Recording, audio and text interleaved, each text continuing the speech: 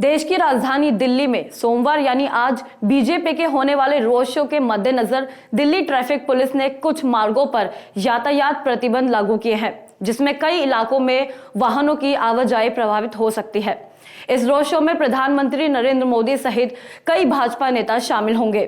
संसद मार्ग पर पटेल चौक गोल चक्कर से जयसिंह रोड जंक्शन तक निकाले जाने वाले इस रोड शो में भारी भीड़ जुटने की उम्मीद है। यह रोड शो दोपहर 3 बजे से शुरू होगा।